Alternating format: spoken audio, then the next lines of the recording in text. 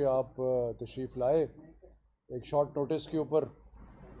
आज की जो हम प्रेस कॉन्फ्रेंस कर रहे हैं, एक तो ये इतला देने के लिए कि इंशाअल्लाह कल साबिक़ वज़ीर आज़म चेयरमैन पाकिस्तान तहरीक इंसाफ जनाब इमरान खान साहब लाहौर तशरीफ़ लाएंगे और वो ऐवान इकबाल में एक वर्कर्स कन्वेंशन से ख़िताब करेंगे और उसके अलावा वो प्रोफेशनल फोरम जो है हमारी पार्टी का इंसाफ प्रोफेशनल फोरम, उससे भी ख़िताब करेंगे। लेकिन मैं जिस चीज़ की तरफ ख़ास तौर पे तवज्जो दिलाना चाहता हूँ वो ये है कि ये जो हुकूमत इस वक्त पंजाब में है, जिसको रिमोट कंट्रोल से इस्लामाबाद से चलाया जा रहा है, इसका जो हिसाब किताब है और जिस तरीके से ये बुखलाहट का शिकार है, उसकी हमें समझ नहीं आती। एक सीरीज़ आपको नज़र आ रही है चीज़ों की कि जिसके ज़रिए ये हर तरीके से सैबोटाज करने की कोशिश कर रहे हैं, हर तरीके से सियासी एक्टिविटी जो तहरीक इंसाफ की है उसको ख़त्म करने की कोशिश कर रहे हैं। इवन के जब चेयरमैन तहरीक इंसाफ इमरान खान साहब तशरीफ़ ला रहे हैं, उनको भी हर तरीके से रोकने की कोशिश कर रहे हैं। मैं आपको चंद एक मिसालें देना चाहता हूँ। हमने जब तहरीक इंसाफ ने 21 अप्रैल को जलसा किया लाहौर मीनार पाकिस्तान में, तो हमें पहले कहा गया कि जी हम ट्रैफिक के बड़े अच्छे इंतज़ाम कर रहे हैं, और किया क्या कि जितने भी रास्ते थे जलसा गाह की तरफ, उन सब रास्तों को कंटेनर लगा के बंद कर दिया गया। किसी भी जगह से कोई पॉसिबिलिटी नहीं थी किसी भी शख्स की कि वो बाय रोड यानी कि कार पे या बस पे या किसी तरीके से वहाँ पे पहुँचता। हमने जब इनको हमने जब प्लीज़ एक हमने जब फ़ोन किए, मैंने फ़ोन किए चीफ सेक्रेटरी को, फ़ोन किए सब लोगों को, और उनको ये कहा कि ये किया जा रहा है, तो हमें बड़ा अश्योरेंस दी गई कि कंटेनर हम हटा देंगे, जी हटा रहे हैं कंटेनर, लेकिन नहीं हटाए। और ये तो पाकिस्तान तहरीक इंसाफ और इमरान खान साहब के को जो सुनने वाले थे, जो शदाई थे उनके, उन्होंने कई किलोमीटर सफ़र किया और फैमिलीज़, बच्चे, बुज़ुर्ग सारे वहाँ पे जलसा गाह पे पहुँचे, और वो एक फ़कीदुल मिसाल जलसा हुआ, बावजूद इसके कि इन्होंने हर तरीके से इंतज़ामिया ने कोशिश की कि जलसे को नाकाम और फेल किया जाए। लेकिन मेरा ख़्याल है कि पाकिस्तान की तारीख़ में इतना बड़ा जलसा नहीं हुआ, और मैं अपने सारे कॉलीग्स को और सारे साथियों को जिन्होंने उस जलसे के इंतज़ामात में शिरकत की, उनको खराज तहसीन पेश करना चाहता हूँ, और अपने वर्कर्स को और अपने साथियों को, और वही सारे लोग जो तहरीक इंसाफ के मेंबर हैं, जो शहदाई हैं इमरान खान के, जिस तरीके से वो पहुँचे जलसे में, मैं उनको भी खराज तहसीन पेश करना चाहता हूँ। पर ये जो एक इंतकामी या एक घबराहट की कार्रवाई जो है, ये ख़त्म नहीं हुई। उसके बाद क्या हुआ कि जलसे के दूसरे तीसरे दिन जब हमारा झंडे भी लगे हुए थे सारे पोल्स के ऊपर, इनके भी लगे हुए थे, इन्होंने वहाँ PHA को या बाकी इदारों को कह के तहरीक इंसाफ के झंडे उतारने शुरू कर दिए, तहरीक इंसाफ के फ्लैक्स उतारने शुरू कर दिए। इनको इतनी सरासीमगी है, ये इतने परेशान है, ये इतने इनको घबराहट है कि ये इस चीज़ को भी बर्दाश्त नहीं कर रहे थे कि तहरीक इंसाफ के झंडे, भाई या तो PHA जो है वो झंडे सारे झंडे उतारता तो उसमें कोई पॉलिसी नज़र आती कि जी सारे शहर से आपने झंडे उतार दिए हैं, लेकिन सिर्फ तहरीक इंसाफ को टारगेट करना, तहरीक इंसाफ के झंडे उतारना, तहरीक इंसाफ की फ्लैक्सें उतारना, और हर तरीके से तहरीक इंसाफ के जो पब्लिसिटी थी उसको ख़त्म करना, ये फस्ताई हथकंडे हैं और ये घबराहट की निशानी है। अभी भी आप लाहौर की सड़कों पे देखें तो ये नून लीग के झंडे लगे हुए हैं और इनकी फ्लैक्सें लगी हुई हैं और तहरीक इंसाफ की सारी उतारी हुई हैं। तो ये जो चीज़ है ये काबिल बर्दाश्त नहीं है, और हम उनको वार्न कर रहे हैं, इस इम्पोर्टेड हुकूमत को और उसके इम्पोर्टेड वज़ीर आज़म को और बाकी जो इम्पोर्टेड लोग हैं उनको हम वार्न कर रहे हैं कि अगर आपने ये हथकंडे जारी रखे तो इसका जवाब दिया जाएगा। अभी बात ख़त्म नहीं हुई। उसके बाद चेयरमैन पाकिस्तान तहरीक इंसाफ और हमारे वज़ीर आज़म इमरान ख़ान ने प्लान बनाया कि वो लाहौर आएंगे और एक वर्कर्स कन्वेंशन से खिताब करेंगे। और इन्होंने क्या किया, हमने ये प्लान बनाया कि हम ऐवान इकबाल में वर्कर्स कन्वेंशन करेंगे, लेकिन इनके इरादे कुछ और थे। आपको याद है कि ऐवान इकबाल एक ऐसी जगह है जहाँ पे जहाँ पे तारीख़ी तौर पे पहले भी जब हम अपोजिशन में थे तो वहाँ पे इवेंट्स होते हैं और उसका एक किराया है, वो किराया दिया जाता है और किराया दे के वहाँ पे इवेंट होते हैं। लेकिन इन्होंने क्या किया कि जी हम इजाज़त नहीं देंगे, कि जी अभी हम ये रिपोर्ट मंगाएंगे, हम वो रिपोर्ट मंगाएंगे, हम सिक्योरिटी से पूछेंगे।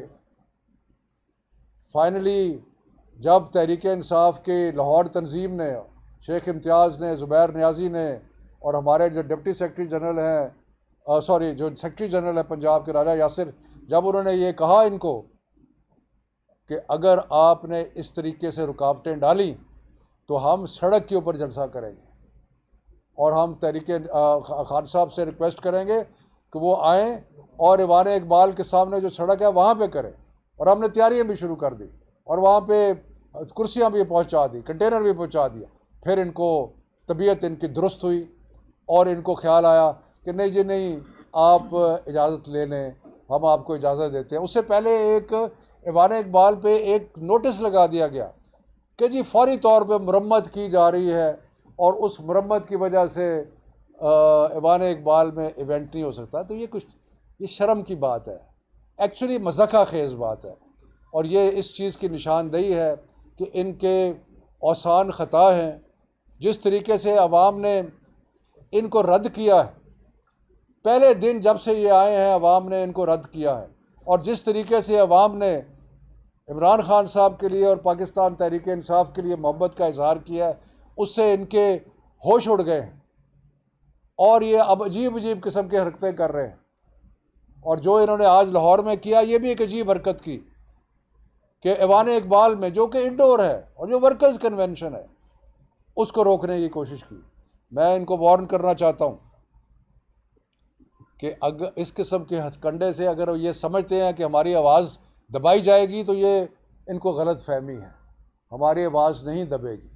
हम जहाँ ये रुकावट खड़ी करेंगे, उन रुकावटों को तोड़ के हम अपना जमहूरी हक़ जो है उसको अदा करेंगे, क्योंकि एहतजाज करना हमारा जमहूरी हक़ है, तकरीर करना, अवाम तक पहुँचना हमारा जमहूरी हक़ है।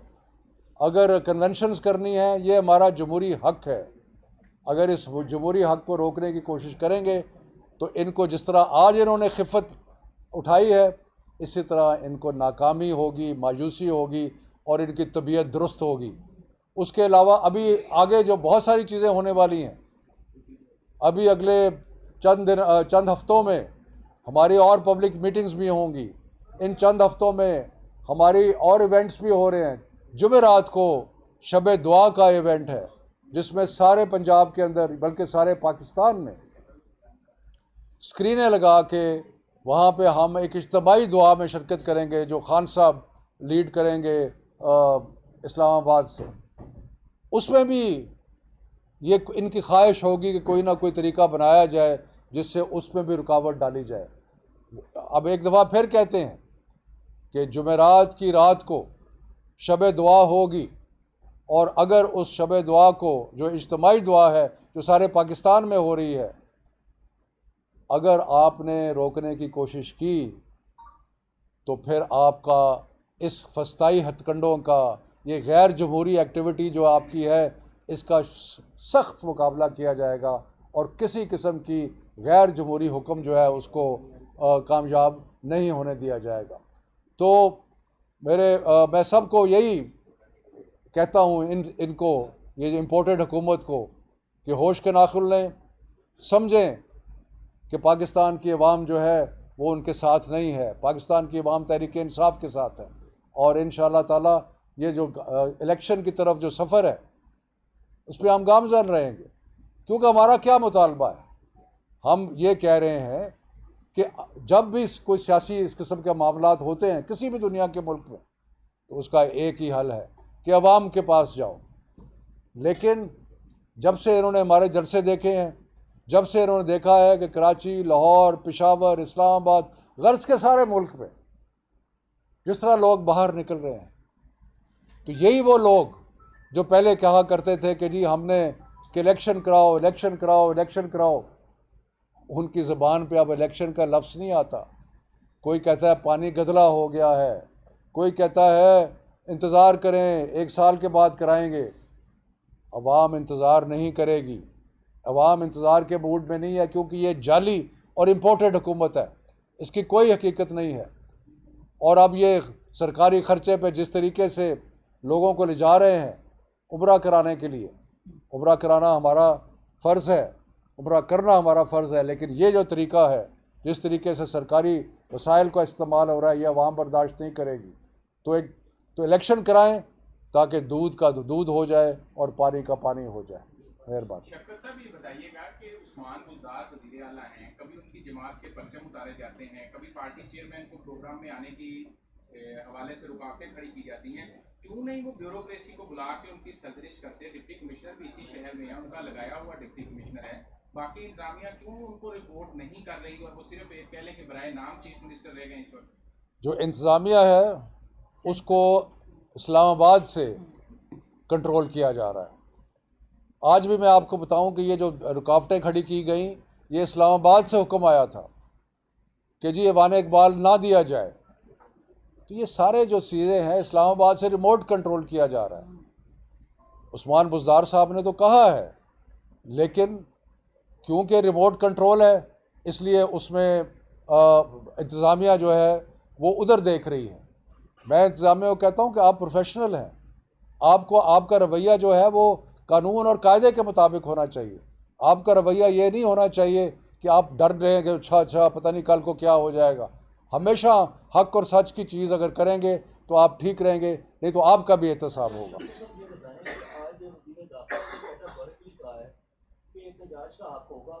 किसी को कानून हाथ में लेने की इजाजत नहीं दी जाएगी, और अगर कानून हाथ में लिया गया तो कानून बहुत सख्ती से निकलेगा।